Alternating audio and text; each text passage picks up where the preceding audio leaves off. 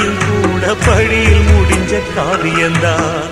இருப்பதும் இறப்பதும் அந்த இயற்கையோட கையில, இருப்பதும் இறப்பதும் அந்த இயற்கையோட கையில. நான் மறைஞ்ச பின்னும் நிலைப்பது என் உயிர் எழுதும் கதையில.